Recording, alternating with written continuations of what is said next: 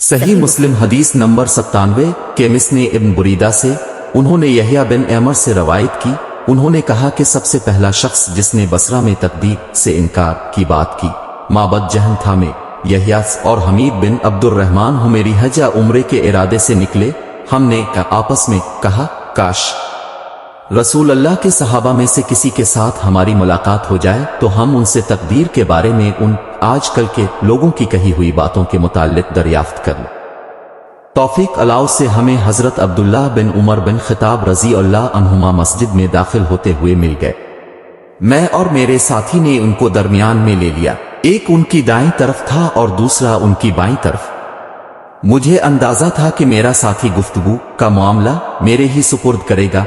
चुनांचे मैंने अर्ज की, ये अबू अब्दुर्रहमान, ये अब्दुल्ला बिन उमर रजी अल्लाह अन्हुमा की कुनियत है। क्या वाकया ये है कि हमारी तरफ कुछ ऐसे लोग जाहिर हुए हैं जो कुरान मजीद पढ़ते हैं और इल्म हासिल करते हैं और उनके हालात बयान किए। इन लोगों का ख्याल है कि तकदीर कुछ नहीं, हर काम नए सिरे से हो रहा है। पहले इस बारे में ना कुछ तय है, ना अल्लाह को इसका इल्म है। इब्न उमर रजी अल्लाह अन्हुमा ने फरमाया, जब तुम्हारी उन लोगों से मुलाकात हो तो उन्हें बता देना कि मैं उनसे बुरी हूं और वो मुझसे बुरी है। इस अज़ात की कसम जिसके नाम के साथ अब्दुल्लाह बिन उमर हलफ उठाता है, अगर इनमें से किसी के पास अहद पहाड़ के बराबर सुना हो और वो इसे खर्च भी कर दे तो अल्लाह ताला उसकी तरफ से इसको कबूल नहीं फरमाएगा यहां तक कि वो तकदीर पर ईमान ले आए। फिर कहा, मुझे मेरे वालिद उमर बिन खिताब रजी अल्लाह अन्हु ने बताया, एक दिन हम रसूल अल्लाह की खिदमत में हाजिर थे कि अचानक एक शख्स हमारे सामने नमूदार हुआ। इसके कपड़े इंतहाई सफेद और बाल इंतहाई सियाह थे।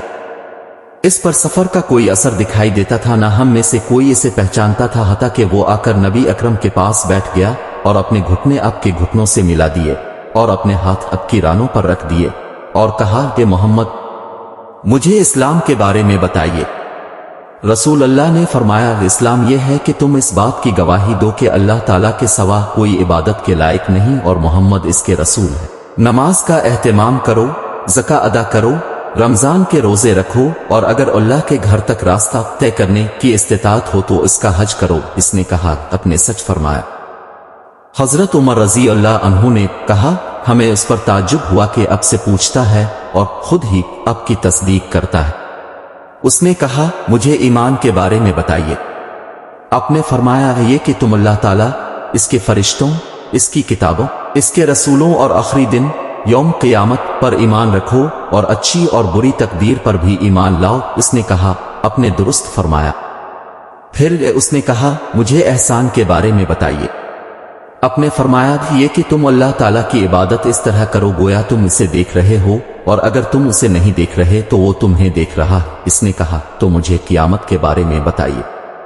आपने फरमाया, जिससे इस क़यामत के बारे में सवाल किया जा रहा है वो पूछने वाले से ज्यादा नहीं जानता। उसने कहा, तो मुझे इसकी अलामात बता दीजिए।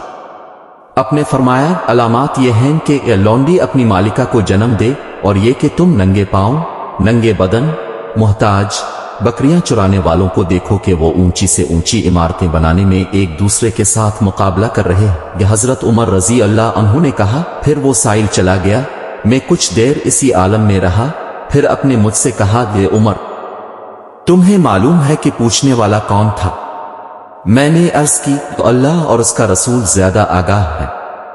आपने फरमाया, वो जिब्रील अलैहि अस्सलाम थे, तुम्हारे पास आए थे, तुम्हें तुम्हारा दीन सिखा रहे थे।